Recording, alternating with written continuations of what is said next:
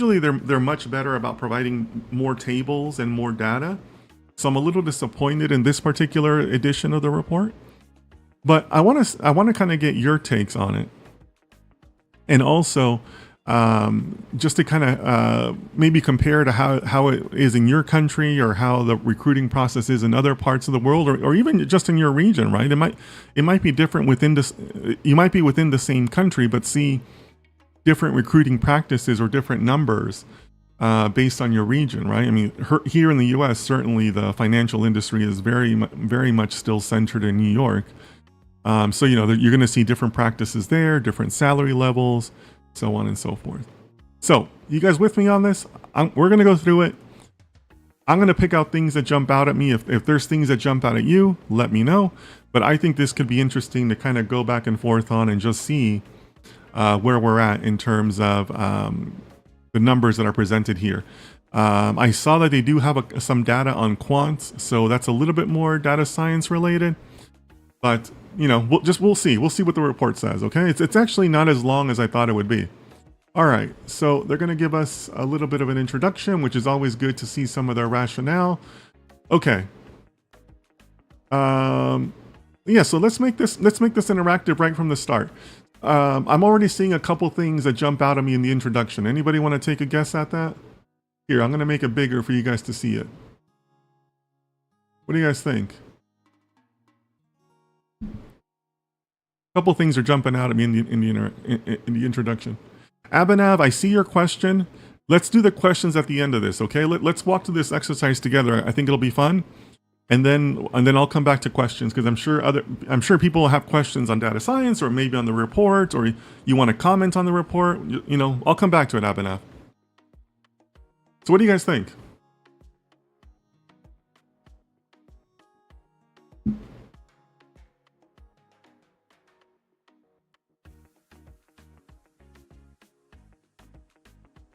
Anything jumping out here?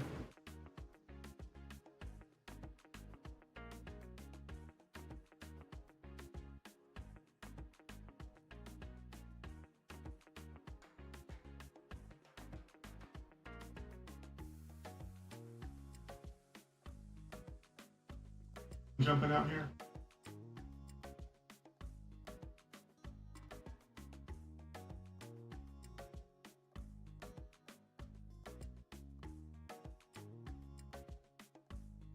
Nobody yet? Really?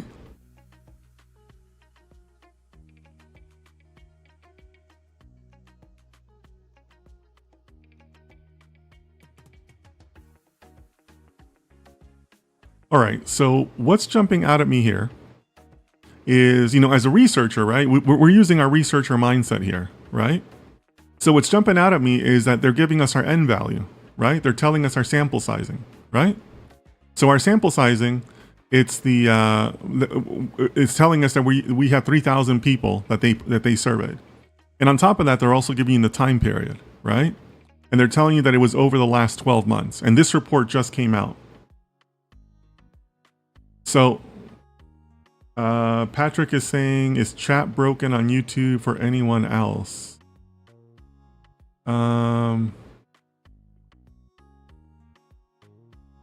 That's weird. Maybe there is a problem there, Patrick. Let me know what you find out. But what's jumping out at me is that we should always know, like, the scope of the study, right? And the scope is 3,000 people were surveyed, and it was over the last 12 months. So maybe let's say it was like the last half of 2023 and the first part of 2024, right? So we got to keep that in mind, right? Kind of sets the tone, or sets the parameters for the study and how to keep these numbers in mind. So that's the first thing that jumps out at me, and I want to know that basically from any research that I read, right? And most research papers know this. They're going to start off with that, okay? All right, so now they're giving us a little bit of an executive summary here. So their first finding is 65% of people said their base salary had increased, okay? 31% reported no change, and 4% said it actually decreased. And then here we have more information. 53% said the salary had increased, but by only 1 to 10%. So of this 65%, 53% of that only said it was 1% or 10%. So in other words, it's kind of a small change, right? Or, said another way, it was maybe just like an inflationary adjustment with which a good number of the companies in the US do tend to do, right? So what do you guys think? Does that sound like, is there anything surprising there by that number? And then here it also goes on to say that 59% are looking for at least 11 to 30% salary increase to move, right? Because they're basically saying if I'm going to go into a new role, I want at least 11 to 30%. What do you guys think about that? Is that enough to make you move from one job to another? Kind of an interesting finding, right? That they would say it has to be at least 11 to 30%. What do you guys think? Put it in the chat and let me know. Is that surprising to anybody? If you're working, did you get a raise last year?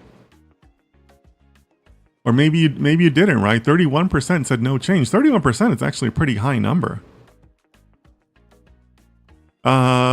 Patrick says that 1 to 10% doesn't feel like it offsets inflation. That's exactly right? If anything, it's probably below that. I mean, inflation in the US, for those of you that are outside of the US that don't know, has really increased quite a bit over the last 2 to 3 years. Some people are putting that estimate at about 20 to 25%, depending on the commodity. But certainly for things like groceries, the price has gone up. So yeah, you're right, Patrick. 1 to 10% really kind of used to be the standard, but that may not be enough anymore, right? It's hard. It's hard to justify it. Just a 1% or 2% increase. Anybody else having numbers here that jump out at them?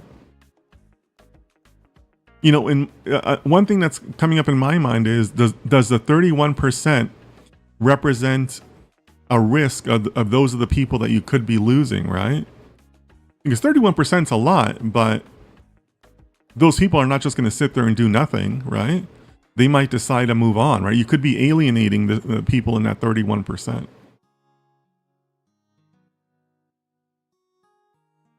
Patrick says, and my impression is that wages have stagnated for a few years now. I'd love to see this report over the past few years. Yeah. I mean, you're on the right track there, Patrick. You should always be concerned with the trend lines, right? We'll see as we get further along. But yeah, I mean, this report, I don't think does trend lines. You'd have to go back to each individual one. But yeah, I mean, I'd like to see the trends also. It'd be very, very interesting, right? Joseph says, hello, Dennis. Hope everyone is great. Yeah, I feel that I've only seen 2% per year. Yeah, Joseph. I'm the same way. 2%, maybe 2.5% seems to be like the token raise. But for current conditions, it's nowhere near enough. All right, so let's see if anything else is jumping out at here. Okay, so now they're giving us an idea of the salary ranges of the people. 27% said their current annual base salary is 101 to 150,000. 25% it is 151 to 200,000. Okay, so that gives you a little bit of a quartiles understanding, right? It doesn't say whether these are the bottom quartiles. I'm assuming these are probably like the bottom middle and top middle quartiles. But yeah, so 101 to 150, 150 to 200K is where we're at. Okay, Abe, I love you bringing in the India perspective. Quite opposite when compared to India. The increment is bare minimum here, which is actually bad. So Abe, you're referring to the 1 to 10%? So, and also you're implying that there's a prescribed minimum raise in India? What is that number? I'm curious about that. So I love that we can all talk about this and kind of, bring a global perspective to it. So Abe, let us know what it would be in India, or, give us some hard numbers to think about as far as like how this would compare in India. I'm interested in that. Okay, so like I said, we have some quartiles that gives us an understanding of what salary ranges we're talking about. I'm not surprised by this, right? For most financial jobs, especially if you're in New York, these are, relatively reasonable quarters from what I have seen, from what I've experienced. I did live and work in New York for a time. All right, let's move on. Let's see what else they have in this amazing study. Okay, so these are the most common benefits that they receive. 92% health insurance, 88% dental insurance, 58% are receiving parental leave. I don't think there's really anything surprising there, right? I mean, those are fairly standard benefits in the US. So Abe adds, as per my knowledge, it's like 3 to 8%. Okay, so you're saying that's a prescribed minimum? Like, is that a legal minimum, Abe? Like, is that government mandated, or that's just like, you know, the customary practice by companies? Let me know, Abe. I'm curious. So I don't think there's anything shocking here in the benefits. I'm curious though if this is where the benefits were offered or the benefits that they took, right? Because for example, in the US, not everybody decides to accept dental insurance, right? Most dental insurance in the US really isn't that great. So is it that they were only offered it 88% of the time, or that they only took it 88% of the time? Because neither one would surprise me, right? Neither one of those results would surprise me. I could see how there's people who just decline dental insurance because it's really not very valuable here in the US. Okay, but let's move on because I don't think there's really anything too exciting there.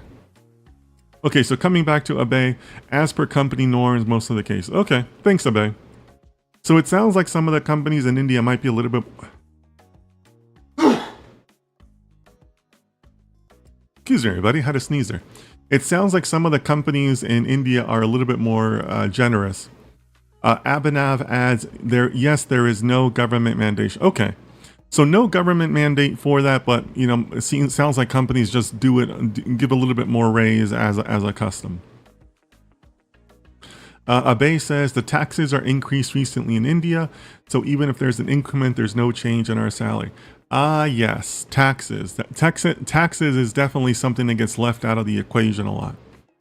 So I don't know what you guys think about these quartiles that we talked about, 101 to 150, 151 to 200K. You know, I would assume that most of the respondents for this survey were based in New York. And New York has notoriously high taxes, some of the highest taxes in the whole United States, right? So it wouldn't surprise. So believe it or not, even at the quartile of 150 to 200K, living in New York, that's really not a fantastic wage. Don't misunderstand me. Obviously, you know, you're not going to be homeless. You know, you're gonna be able to pay your bills, but that's not somebody, especially with a family, who's going to be, you know, living in anything remotely near a glamorous way, right? You'll have your bills paid. You'll be able to live and sustain yourself.